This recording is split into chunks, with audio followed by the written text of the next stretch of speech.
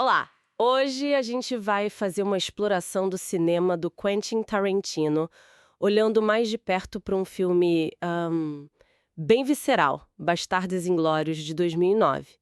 A fonte que a gente tem aqui é uma análise que examina a importância do diretor e desse filme específico. A ideia é entender o estilo dele, que é inconfundível, e por que Bastardos Inglórios é considerado tão marcante, segundo essa análise. Exato. E quando a gente fala do Tarantino, é impossível não reconhecer, né? Sim, os diálogos afiados, cheios de cultura pop, aquela violência meio coreografada, as referências a outros filmes.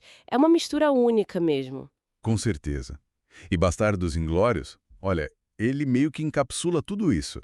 A fonte descreve bem. O filme se passa na França ocupada, Segunda Guerra, mas, assim, não é um filme de guerra tradicional, né? Não mesmo. E tem duas tramas principais de vingança que correm juntas.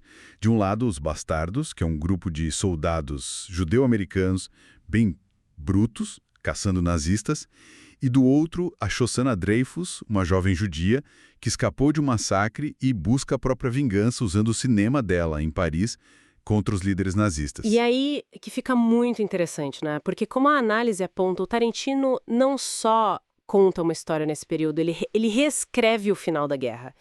É uma fantasia de vingança muito poderosa, quase catártica. Exatamente. A análise argumenta que essa é uma das chaves do filme. Não é só contar uma história, é usar o cinema para, de certa forma, oferecer uma reparação simbólica. Uma contranarrativa. Isso, uma contranarrativa poderosa que a história real não deu conta de oferecer. E aí o estilo dele brilha. As cenas longas de diálogo, por exemplo. Nossa, sim. Aquelas conversas com o coronel Hans Landa. Isso, o Christoph Waltz, que, aliás, ganhou o Oscar pelo papel, né? Ele tá impecável. Totalmente. E a análise destaca como essas cenas são aulas de construção de suspense. A tensão vem toda da palavra, da ameaça que fica ali no ar, sabe? Não precisa de tiro nem nada. É verdade. E ali você vê a mistura de gêneros que a análise menciona, né? É filme de guerra, mas tem suspense, tem um toque de western, até um humor ácido. Exato. Tudo junto na mesma cena, às vezes. E as referências que você falou no começo. Isso, as referências, a trilha sonora que lembra faroeste, a imagem dos bastards, a análise vê isso como algo a mais. Vê sim, a fonte interpreta essas referências como parte da linguagem do filme mesmo. Usar música de western spaghetti, por exemplo, não é só uma piscadela. Ajuda a colocar os bastards como figuras meio míticas, fora do padrão do herói de guerra comum. O filme conversa o tempo todo com outros filmes, sabe? Entendi. A tal da intertextualidade. Exato.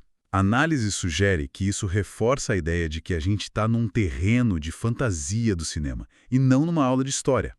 A forma e o conteúdo andam juntos. Faz todo sentido. Bom, o filme foi um sucesso de crítica, de público, mas essa forma de mexer com a história gerou polêmica, certo? Como a análise trata disso? Sim, gerou bastante debate.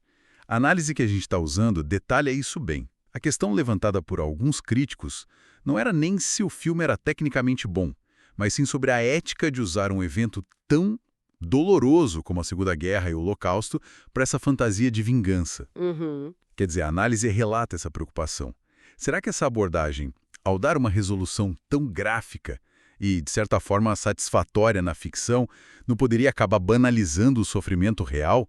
Trivializar a coisa toda? Entendo a preocupação. Por outro lado, a fonte também aponta que muitos defenderam o filme, vendo como uma forma legítima de explorar o desejo por justiça, por retribuição e o poder que a ficção tem para lidar com traumas coletivos.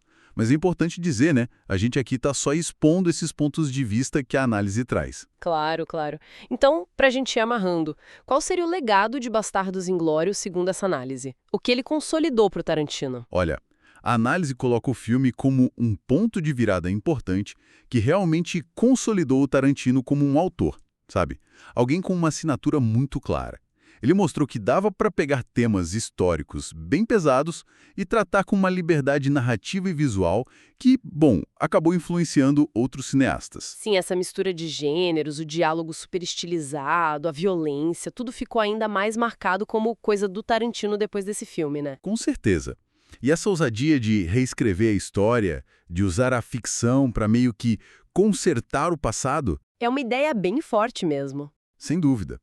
E a análise meio que nos deixa com essa pulga atrás da orelha. Como essa liberdade artística toda impacta a nossa relação com a memória histórica.